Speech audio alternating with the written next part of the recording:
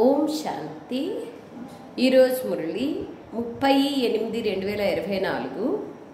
మధురమైన పిల్లలారా, దుఃఖాన్ని హరించే బాబా మిమ్మల్ని సుఖధామానికి తీసుకెళ్లేందుకు వచ్చారు.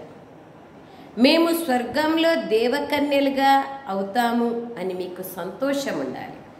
బాబా ఏమంటున్నారు? ఏ సంతోషం ఉండాలంటే దుఃఖాన్ని దూరం చేసే బాబా సుఖధామానికి తీసుకెళ్లేందుకు వచ్చినారు. మేము ఆ సుఖధామంలో లేదా స్వర్గంలో దేవకన్యలుగా అవుతాము అనేటువంటి సంతోషం మీకు ఉండాలి అని బాబా వాళ్ళు చెప్తున్నారు. ప్రశ్న: పిల్లల ఏ స్థితిని చూస్తున్నా తండ్రికి చింత కలగదు. ఎందుకు? బాబా సృష్టి రచయిత కదా, ఆయనకే చింత కలిగితే ఇంకా మన చింతల్ని దూరం చేసేవాళ్ళు ఎవరు?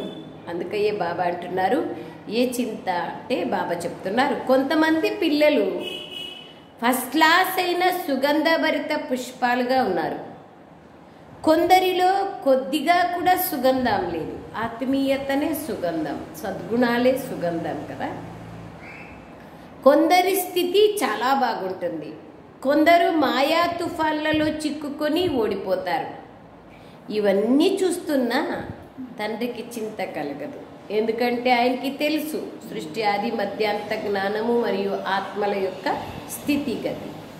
ఎందుకంటే ఇప్పుడు సత్యుగ రాజధాని స్థాపన అవుతోంది. రాజధానిలో అందరూ కావాలి కదా. బాబాకు తెలుసు. అయినా తండ్రి శిక్షణను ఇస్తున్నారు. పిల్లలారా, ఎంత ఎక్కువగా వీలైతే అంత స్మృతిలో ఉండండి. మాయ తుఫాన్లకు భయపడకండి. పరీక్షలకు భయపడితే విద్యార్థి ఉన్నత పదవి పొందలేరు కదా. ఓం శాంతి. మధురాతి మధురమైన బేహద్ తండ్రి కూర్చొని మధురాతి మధురమైన పిల్లలకు అర్థం చేయిస్తున్నారు.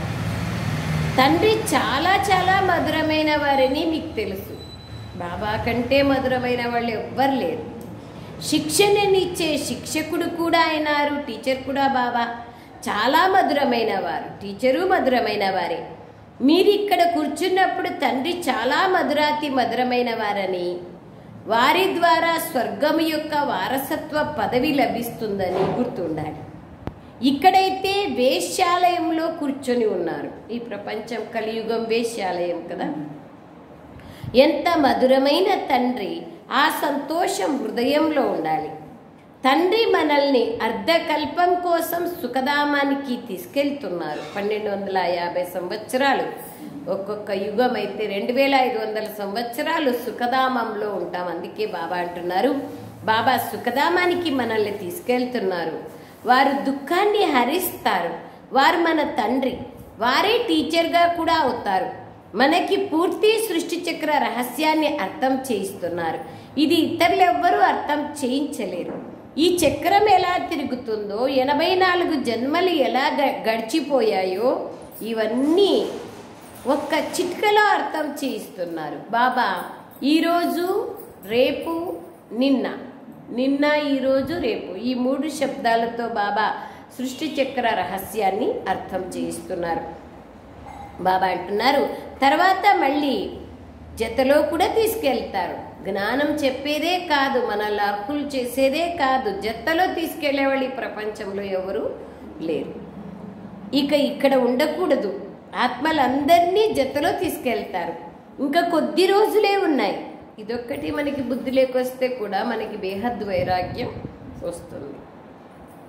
చాలా గడిచిపోయింది, కొద్దిగా మిగిలింది.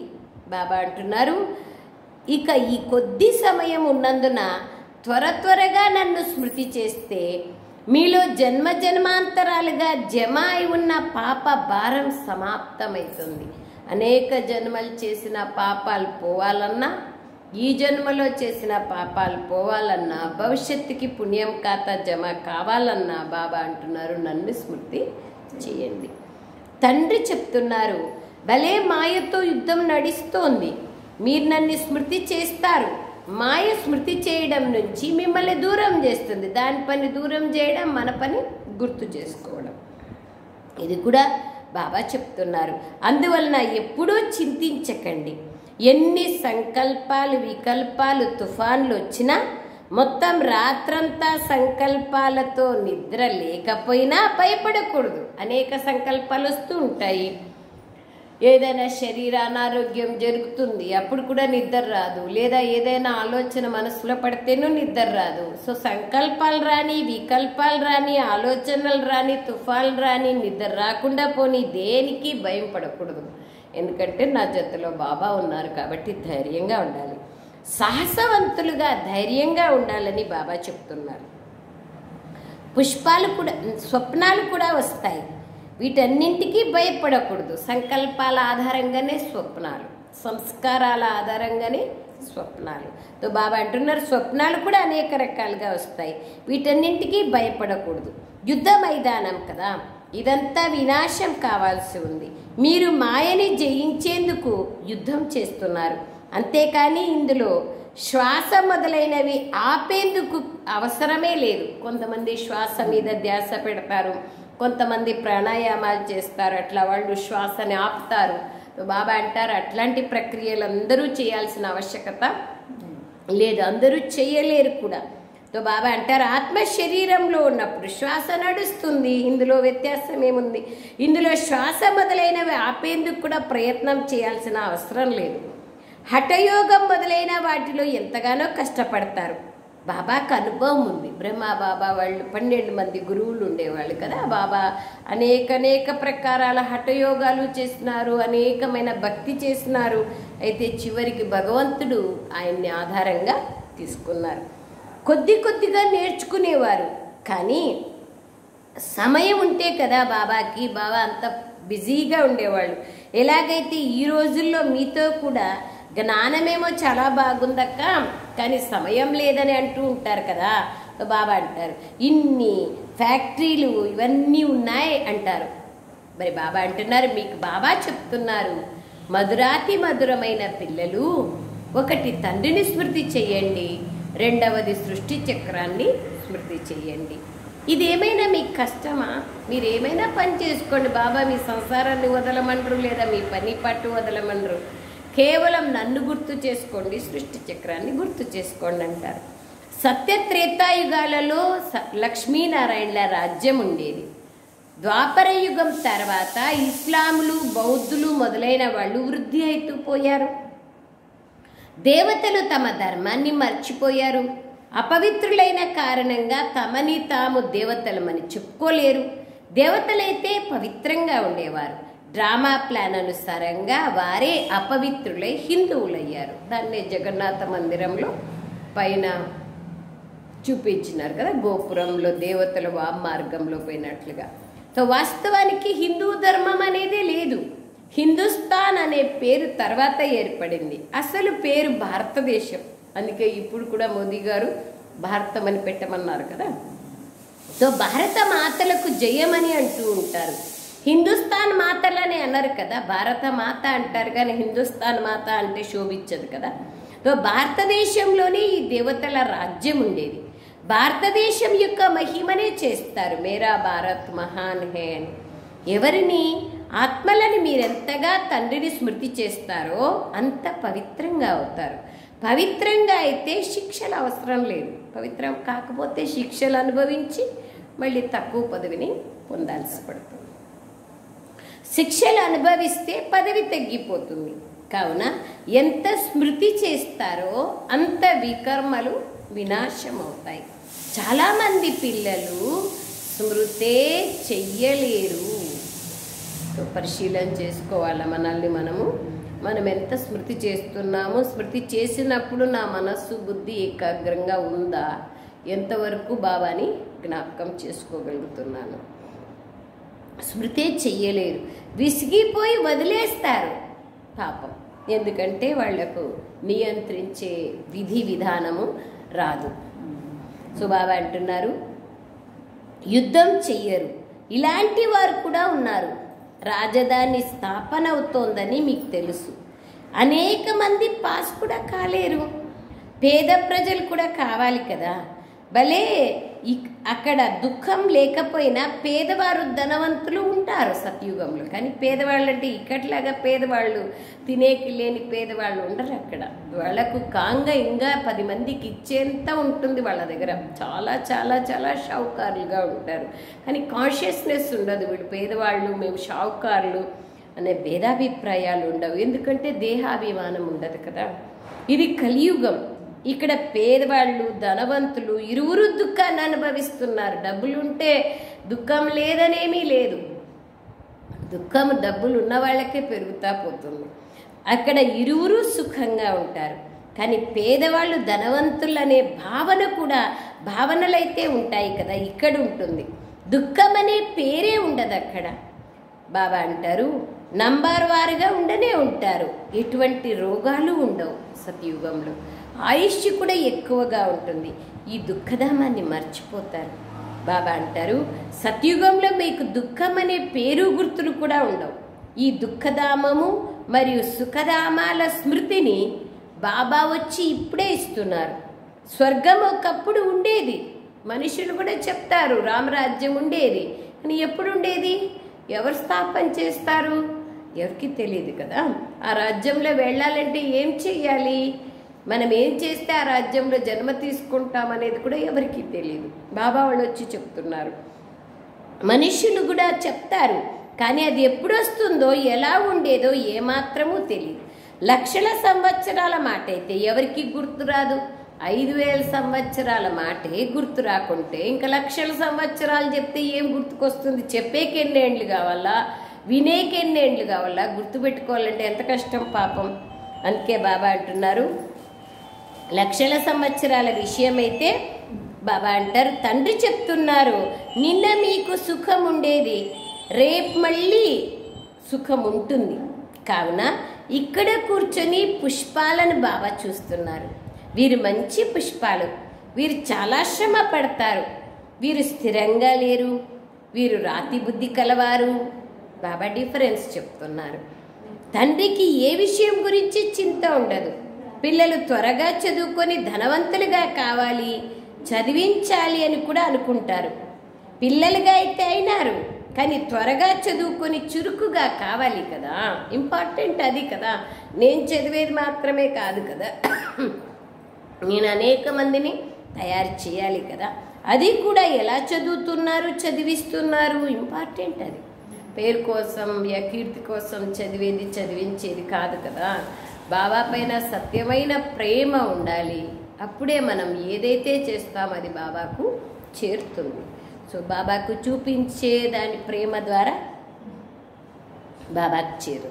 సో బాబా అంటున్నారు ఇవన్నీ తండ్రి కూర్చొని చూస్తారు. ఎందుకంటే ఇది చైతన్యమైన పూల తోట. పూలను చూస్తుంటే ఎంత సంతోషం అవుతుంది కదా. మనకి కూడా స్థూలమైన పూల తోటలోకి వెళ్తే ఆ పూల తోటను చూస్తూ ఉంటే ఎంత ఖుషి అయిపోతుంది కదా. బాబా స్వర్గం యొక్క వారసత్వాన్ని ఇస్తున్నారని పిల్లలైనా మీకు తెలుసు. తండ్రిని చూస్తూ ఉంటే పాపాలు సమాప్తమైపోతాయి. ఊరికే కళ్ళతో చూసేది కాదు, మనసుతో స్మృతి చేయాలి. అప్పుడే పాపాలు భస్మమవుతాయి. లేదంటే శిక్షలు అనుభవించి పదవిని పొందుతారు. దాన్ని బాబా అంటారు శిక్షలు అనుభవించడము పదవి పొందడము అంటారు. జన్మ జన్మల పాపాలు భస్మమయ్యే విధంగా తండ్రిని స్మృతి చేయండి. చక్రాన్ని కూడా తెలుసుకోవాలి. ఈ చక్రం తిరుగుతూ ఉంటుంది, ఎప్పుడూ ఆగదు. పేను వలె నడుస్తూనే ఉంటుంది. పేను అన్నింటికన్నా మెల్లమెల్లగా మెల్లమెల్లగా నడుస్తూనే ఉంటుంది కదా. అలాగే ఈ అనంతమైన డ్రామా కూడా చాలా మెల్లగా నడుస్తుంది. సెకండ్ బై సెకండ్, ఒక సెకండ్ ఇంకొక సెకండ్తో కలవదు. టిక్ టిక్ అంటూ ఉంటుంది. 5000 సంవత్సరాల్లో ఎన్ని సెకండ్లు ఎన్ని నిమిషాలు ఉంటాయని కూడా పిల్లలు లెక్క తీసి బాబాకు పంపించినారు. లక్షల సంవత్సరాలైతే ఎవరూ లెక్క పెట్టలేరు కదా. ఇక్కడ తండ్రి మరియు పిల్లలు కూర్చొని బాబా చెప్తున్నారు సృష్టి చక్రం యొక్క ఆయుష్ గురించి. తండ్రి మరియు పిల్లలు ఇక్కడ కూర్చున్నారు. కూర్చొని ఒక్కొక్కరిని వీరు బాబాని ఎంత స్మృతి చేస్తున్నారు, ఎంత జ్ఞానం తీసుకున్నారు, ఇతరులకు ఎంత అర్థం చేయిస్తున్నారు అనేది బాబా చూస్తారు. మరి ఏం చూసిండొచ్చు, ఎంత జమ అయిండొచ్చు చూడండి. మనం ఎంత స్మృతి చేస్తున్నాము, ఎంత జ్ఞానాన్ని మనం వింటున్నాము, ఇతరులకు ఎంత అర్థం చేస్తున్నాము, ఎంతమందిని నా సమానంగా చేస్తే అంత నేను చక్రవర్తిగా అవుతాను కదా. అది బాబా వాళ్ళు చూస్తున్నారు. తండ్రి పరిచయాన్ని ఇవ్వండి. పిల్లల వద్ద బ్యాడ్జ్ ఉండనే ఉంది, వీరు శివబాబా అని చెప్పండి. కాశీకి వెళ్ళినా శివబాబా శివబాబా అంటూ స్మృతి చేస్తూ ఉంటారు. అక్కడ శివ భోలానాథ్ అని చెప్తూ ఉంటారు. మీరు శాలిగ్రామాలు, ఆత్మ చాలా చిన్న నక్షత్రం.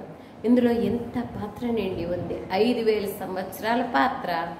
ఒకరోజు, ఒక సెకండ్ ఒకరిది ఉన్నట్లు ఇంకొకరిది అద్భుతమైన పాత్ర ఇది. ఆత్మ పెరగదు, తరగదు, వినాశం కాదు. ఆత్మ అవినాశి. ఇందులో డ్రామా పాత్ర నిండి ఉంది. వజ్రం అన్నింటికంటే గట్టిగా ఉంటుంది. దానంత గట్టి రాయి మరేది ఉండదు. కానీ దాని విలువ ఎంత? రాయికి ఏం విలువ ఉంది, వజ్రానికి ఎంత విలువ ఉంది? ఈ విషయం వజ్రాల వ్యాపారస్తులకు తెలుసు. ఆత్మ గురించి ఎందుకు తెలుసు అంటున్నారు బాబా? బ్రహ్మ బాబా వజ్రాల వ్యాపారి కదా, ఆయనకన్నీ తెలుసు. మరి బాబా అంటారు, ఆత్మ గురించి కూడా ఆలోచించండి. ఆత్మ ఎంత చిన్నగా ఉంది, ఇందులో ఎంత పాత్ర ఉంది. ఎప్పుడైతే మనం ఏకాంతంగా కూర్చొని ఆత్మాభిమాని స్థితిలో కూర్చొని ఆలోచిస్తే అప్పుడు అర్థమవుతుంది. ఆత్మ నేను అవినాశి అయినాను, ఒక చిన్న నక్షత్రం అయినాను. దీనికి ఆకలి ఏముంది, దప్పిక ఏముంది, దీనికి ఎండ వాన ఏది ఫీలింగ్ లేదు. ఎప్పుడు శరీరం లేకొస్తుందో అప్పుడు దీనికి అన్నీ కలుస్తుంది, అనుభవం అవుతుంది, ఫీలింగ్ లేకొస్తుంది. ఇది అనుభవం చేయాలి. అప్పుడు ఎవరు ఏమన్నా నాకేమనిపించదు. నా ఓటమి, నా గెలుపు, నా పొగడ్తలు, నా కుంగేది ఏది ఉండదు. ఆత్మాభిమాని స్థితి సర్వోన్నత స్థితి. బాబా అన్నారు, ఎంత చిన్నగా ఉంటుంది ఆత్మ, అందులో ఎంత పాత్ర నిండి ఉంది, అది ఎప్పుడూ అరిగిపోదు. అలాంటి ఆత్మ మరొకటి లేదు ఈ ప్రపంచంలో. తండ్రి, టీచర్, సద్గురు అని పిలువబడే మనుషులు ఎవ్వరూ లేరు. ఒకే తండ్రి. భలే మన నాయన టీచర్ అయి ఉండొచ్చు, తండ్రి టీచర్ కావచ్చు, కానీ సద్గురువు కాలేరు కదా. సద్గురువు ఒక్క భగవంతుడే కాగలరు. ఈ ఒక్క బేహద్దు తండ్రి మాత్రమే టీచర్. సర్వులకు మన్మనాభావము అనే శిక్షణ ఇస్తున్నారు బాబా. మీకు కూడా చెప్తున్నారు, ఏ ధర్మం వాళ్ళు వచ్చినా మీరు అల్లాని స్మృతి చెయ్యండి అని అంటున్నారు. ఆత్మలందరూ సోదరులు. సదా నన్ను స్మృతి చేస్తే మీ వికర్మలు వినాశమైపోతాయి. తండ్రి శిక్షణ ఇస్తున్నారు. ఆ తండ్రియే పతిత పావనులు. ఇది ఎవరు చెప్తున్నారు? ఆత్మ. మనుషులు భలే కీర్తన చేస్తూ ఉంటారు, అనేక భజనలు చేయొచ్చు, ఆయన మహిమ చేయొచ్చు, కానీ ఆయన ఎవరో తెలియకుంటే ఏం లాభం? అర్థం చేసుకోరు. బాబా చెప్తున్నారు, మీరందరూ ఆత్మరూపీ సీతలు. నేను ఆత్మాభిరాముణ్ణి, మనోభిరాముణ్ణి, హృదయాభిరాముణ్ణి. భక్తులందరికీ సద్గతినిచ్చేవాణ్ణి నేనే. సర్వులకు సద్గతినిస్తాను. మిగిలిన వాళ్ళంతా ముక్తిధామానికి వెళ్ళిపోతారు. సత్యుగంలో ఇతర ఏ ధర్మము ఉండదు, కేవలం మనం మాత్రమే ఉంటాం. ఎందుకంటే మనం మాత్రమే తండ్రి నుండి వారసత్వాన్ని తీసుకుంటాం. ఇక్కడ ఎన్ని మందిరాలు ఉన్నాయో చూడండి, ఎంత పెద్ద ప్రపంచం ఇది, ఎన్నెన్ని వస్తువులు ఉన్నాయి. అక్కడ ఇవేవి ఉండవు, కేవలం భారతదేశం ఒక్కటే ఉంటుంది. ఈ రైళ్లు మొదలైనవి కూడా అక్కడ ఉండవు, ఆవశ్యకత అనే లేదు కదా. చాలా పెద్ద ప్రపంచమైనప్పుడు, మనుషులు ఎక్కువైనప్పుడు ట్రాన్స్పోర్టేషన్ ఆవశ్యకత ఉంది. ఇవన్నీ సమాప్తమైపోతాయి. అక్కడ రైళ్ళు అవసరం ఏముంటుంది? ఒక్కొక్కరికి 4 విమానాలు ఉంటే పుష్పక విమానాలు, రైలుతో పని ఏముంది? అక్కడ రైళ్ళు అవసరమే ఉండదు. పట్టణాలు చిన్నగా ఉంటాయి. దూర గ్రామాలకు వెళ్ళాలంటే రైళ్ళు ఉండాలి. బాబా పిల్లల కోసం భిన్న భిన్న పాయింట్లు అర్థం చేయిస్తూ రిఫ్రెష్ చేస్తుంటారు. అక్కడ కూర్చొని ఉన్న బుద్ధిలో పూర్తి జ్ఞానం ఉంది. బాబా అంటున్నారు, పరంపిత పరమాత్మలో ఎంత జ్ఞానం ఉందో అదంతా పిల్లలైన మీకు ప్రతిరోజు అర్థం చేస్తారు. మన తండ్రి సర్వశ్రేష్టమైన శాంతిధామంలో ఉండే శాంతి సాగర్లు.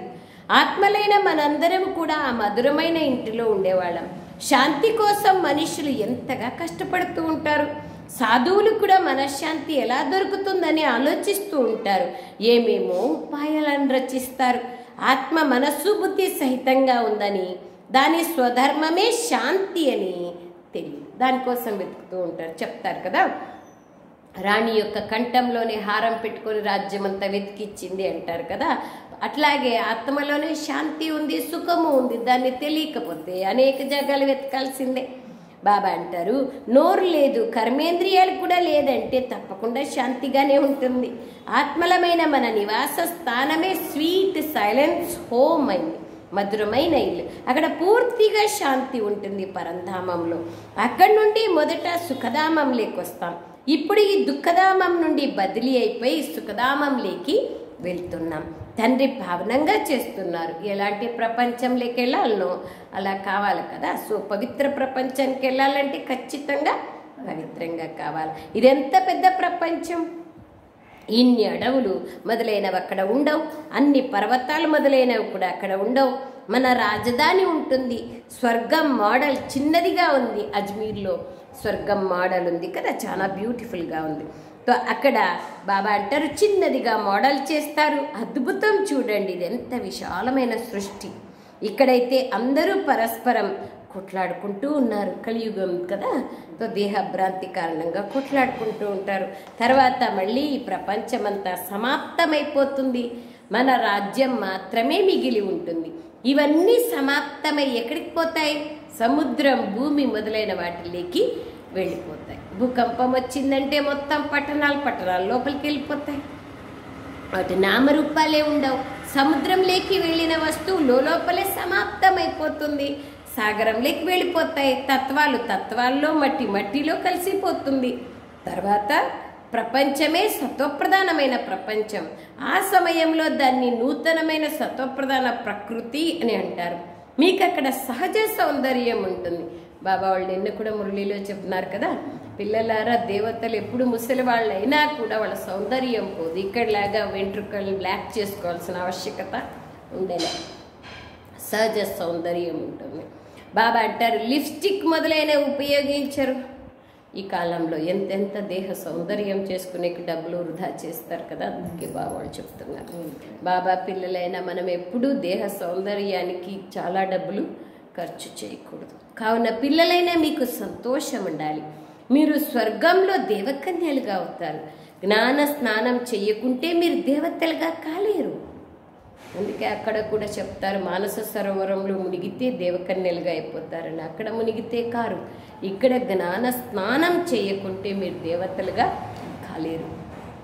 ఏ ఇతర ఉపాయము లేదు. బాబా సదా సుందరులు, సత్యం శివం సుందరుడు కదా. ఆత్మలైన మీరు నల్లగా అయిపోయినారు. ప్రియుడు చాలా సుందరమైన బాటసారి, బహుదూరపు బాటసారి. వారు వచ్చి మిమ్ములను సుందరంగా తయారు చేస్తున్నారు. బాబా వాళ్ళు చెప్తున్నారు, నేను ఇతనిలో ప్రవేశించాను.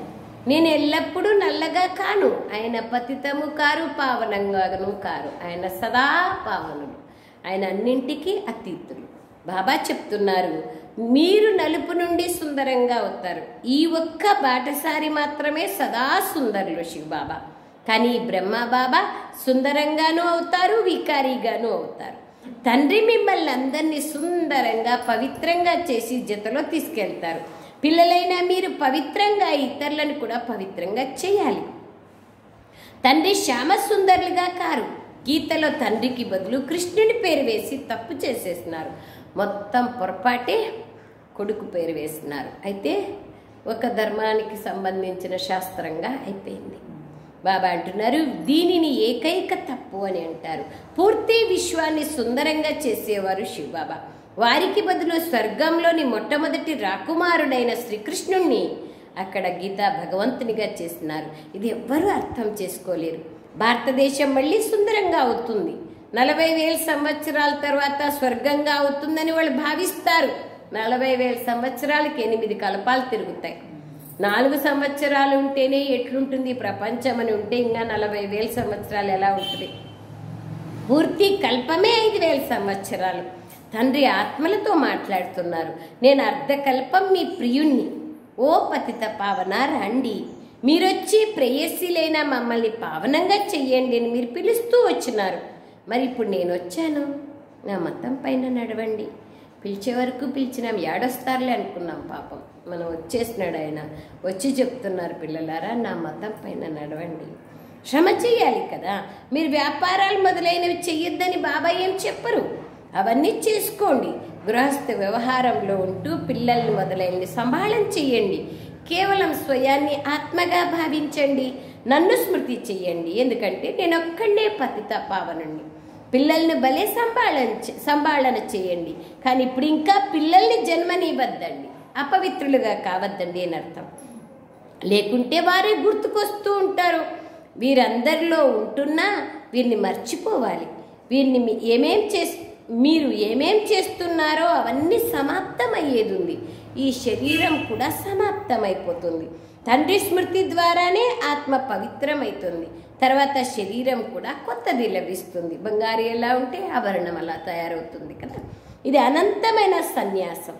బాబా చెప్తున్నారు, మీకోసం నేను కొత్తింటిని తయారు చేస్తున్నాను. ఈ పాతిళ్ళు అయితే సమాప్తమవుతుంది. మరి మీకెందుకు పాతింటి పైన మనస్సు? ఈ మనస్సు తొలగించుకోవడంలోనే ఉంది మొత్తం. స్వర్గంలో ఏమైనా లేనిదుందా? లేదు కదా. అపారమైన సుఖాలు ఉంటాయి. స్వర్గమైతే ఇక్కడే ఉంది, ఇక్కడే ఉంటుందని అంటారు. దిల్వాడా మందిరం కూడా పూర్తి స్మారక చిహ్నంగా తయారై ఉంది. కింద తపస్సు చేస్తున్నారు, పైన స్వర్గం చూపించారు. వారు పైకప్పులో చూపించారు. కింద రాజయోగ తపస్సు చేస్తున్నారు, పైన రాజ్య పదవులు ఉన్నట్లుగా చూపించినారు. ఎంత మంచి మందిరం! పైన అచల్గఢ్ ఉంది, మధుబన్లో అచల్గఢ్ ఉంది కదా. స్వర్ణిమ మూర్తులు తయారై ఉన్నాయి. దానిపైన గురుశిఖరం ఉంది. గురువు అందరికంటే పైన ఉంటారు. శ్రేష్టాతి శ్రేష్టమైన వారు సద్గురువు. తర్వాత మధ్యలో స్వర్గం చూపించారు. కావున ఈ దిల్వాడా మందిరం పూర్తి మీకు జ్ఞాపక చిహ్నంతో మీరు రాజయోగాన్ని నేర్చుకుంటున్నారు. మళ్ళీ స్వర్గం ఇక్కడే తయారవుతుంది. ఇక్కడే ఉండేవారు కదా మీరు కూడా. వారి కోసం పావన ప్రపంచం ఇప్పుడు బాబా తయారు చేస్తున్నారు. దేవతలుగా మనం అయిపోతే, పవిత్రమైపోతే మన కోసం బాబా కొత్త ప్రపంచాన్ని స్థాపన చేస్తారు. अच्छा, मीठे मीठे सिकलदे बच्चों प्रति माता पिता बाप दादा का याद प्यार और गुड मॉर्निंग। हम रूहानी बच्चों की रूहानी माता पिता बाप दादा को याद प्यार गुड मॉर्निंग और नमस्ते नमस्ते नमस्ते। बाबा नमस्ते, थैंक यू बाबा। సారాంశం, ఈ కళ్ళతో అన్నీ చూస్తున్నా వాటిని మర్చిపోయే అభ్యాసం చేయాలి. నా మనస్సు కొత్త ప్రపంచం పైన ఉంటే ఈ ప్రపంచంలో ఏవి చూస్తున్నానని ఆకర్షణ చేయాలి. పాత ఇల్లు, పాత ప్రపంచం నుండి మనస్సుని తొలగించుకోండి. కొత్త ఇంటిని స్మృతి చేయండి. ఎక్కడైనా చూడండి, కొత్త ఇల్లు కడతా ఉన్నారంటే బుద్ధి అంతా అక్కడికే పోతుంది కదా. పాత ఇంటి పైన మోహం ఉండదు. సో బాబా చెప్తున్నారు, అయితే నా బుద్ధి ఇక్కడే ఉంది అంటే నాకు ఇంకా కొత్త ఇంటి పైన పూర్తి మనసు పోలేదని అర్థం. రెండో విషయం, జ్ఞాన స్నానం చేసి సుందరమైన దేవకన్యలుగా కావాలి. ఎలాగైతే తండ్రి సుందరమైన తెల్లని బాటసారి అయినారో అలా వారి స్మృతిలో ఆత్మను వికారీల నుండి సుందరంగా తయారు చేసుకోవాలి. నన్ను నేను తయారు చేసుకోవాలి. నన్ను ఎవరు తయారు చేయలేరు. అది నా చేతుల్లోనే ఉంది. మాయ యుద్ధంతో భయపడకూడదు, విజయులుగా అయి చూపించాలి. వరదానం, మహాదానులుగా ఈ విశాల హృదయంతో ఖుషీ ఖజానాను పంచే మాస్టర్ దయాహృదయులుగా కండి. ఎవరైతే మాస్టర్ దయాహృదయులుగా ఉంటారో వారే విశాల హృదయాన్ని కలిగి ఉంటారు. వారే మహాదానులుగా ఉంటారు. వాళ్ళే ఖుషీగా ఉంటారు. ఇతరులకు కూడా ఖుషీ ఖజానాని పంచిపెడతారు. వివరణ, ప్రపంచంలోని వాళ్ళు అల్పకాలిక సంతోషాన్ని ప్రాప్తి చేసుకునేందుకు ఎంతో సమయాన్ని, ఎంతో ధనాన్ని ఖర్చు చేస్తారు. అల్పకాలికం అది. భలే కాశీకి టూర్ పోయినారు, 10,000 20,000 ఖర్చు చేస్తున్నారు, మళ్ళీ ఇంటికి రావాల్సిందే కదా. సో ఇది అల్పకాలికమైన సంతోషం మాత్రమే. లేదా విమానాల్లో పోయినారు, ఎంత సమయం? లేదా కడుపు నిండా 36 ప్రకారాలు తిన్నారు, ఎంత సమయం? ఏదైనా అల్పకాలిక సంతోషం మాత్రమే. అయినా వారికి సత్యమైన సంతోషం లభించదు. ఎన్ని డబ్బులు ఖర్చు చేసినా, ఎంత సమయాన్ని ఇచ్చినా సత్యమైన సంతోషం మనలోనే ఉంది. మనమెవరు అని తెలుసుకున్నప్పుడే ఆ సత్య సంతోషాన్ని పొందగలుగుతాం. ఇటువంటి అవసరమైన సమయంలో ఆత్మలైన మీరు మహదానులుగా అయి విశాలమైన హృదయంతో సంతోషాన్ని దానం చేయండి. ఎవరింట్లో ఏం స్టాక్ ఉంటే అదే పెడతారు కదా. ఇప్పుడు మా ఇంట్లో బియ్యం ఉన్నాయి, ఎవరు వచ్చినా నేను బియ్యం ఇస్తాను. సో నాలో ఖుషి ఉంది, నేను ఎవరు వచ్చినా ఖుషిని పంచుతాను. సో బాబా వాళ్ళు అంటున్నారు, ఖుషిని జమ చేసుకోండి. అందుకు దయాహృదయం అనే గుణాన్ని ఉత్పన్నం చేసుకోండి. మీ జడ చిత్రాలు వరదానాలు ఇస్తున్నాయి కదా. దేవతా విగ్రహం ముందుకెళ్ళి మనం ప్రార్థన చేస్తాం కదా, వేడుకుంటామమ్మా తల్లి నీ దయ చూపించమ్మా, సంతోషాన్ని తల్లి అని. బాబా వాళ్ళు అంటున్నారు, ఇప్పుడు కూడా మీ జడ విగ్రహాల ముందు కోరుకుంటున్నారంటే మీ హృదయం ఎంత దయాహృదయంగా ఉండాలి కదా. కనుక మీరు కూడా చైతన్యంలో దయాహృదయం కలవారై పంచుతూ పోండి. విశేషత ఎంత పంచుతామో అంత పెరుగుతుంది. ఆ మజా, ఆ ఆనందం దొరికితే మనం పంచకుండా ఉండలేము. ఎందుకంటే అందరూ పరవశాత్మలుగా ఉన్నారు. మన అక్క చెల్లెళ్ళే కదా, మన అన్న తమ్ముళ్ళు పాపం బాబాని తెలుసుకోకుండా ఉన్నారు, పరవశులై ఉన్నారు అనేటువంటి భావన నాలో ఉండాలి. ఎప్పుడు కూడా వీరు వినేవాళ్ళు కాదు అని అనుకోకండి. ఒకవేళ బాబా రోజు చెప్తారు మనకి, మనం ఎక్కడ చేస్తున్నాము, వీళ్ళాడ వింటారు అని బాబా చెప్పేది ఆపేస్తే మనం ఏమవుతాం? సో కాబట్టి ఎప్పుడు వేరే వాళ్ళని ఎప్పుడు వీళ్ళు వినరు, వీళ్ళాడ మారుతారు అనే శబ్దాలు నా నోట్లో రావద్దు. ఏ క్షణం వాళ్ళు మారే క్షణం మనకేం తెలుసు. మీరు దయాహృదయం కలవారిగా ఇస్తూ పోండి. మీ శుభ భావనలు వారికి తప్పకుండా ఫలితాన్ని ఇస్తాయి, ఖచ్చితంగా ఇస్తాయి. స్లోగన్: యోగ శక్తి ద్వారా ప్రతి కర్మేంద్రియాన్ని ఆర్డర్లో నడిపించేవారే స్వరాజ్య అధికారి ఆత్మలు. స్వరాజ్య అధికారులే విశ్వరాజ్యాధికారులు. మొదట కర్మేంద్రియాలను ఆర్డర్లో నడిపించాలి, మరియు మనస్సు, బుద్ధి, జ్ఞానేంద్రియాలను కూడా ఆర్డర్లో నడిపించాలి. అప్పుడే స్వరాజ్యాధికారిగా, ఇక్కడైతే సత్యుగంలో విశ్వరాజ్యాధికారిగా కాగలుగుతాం. అచ్చా, Om Shanti. Thank you Baba, thank you.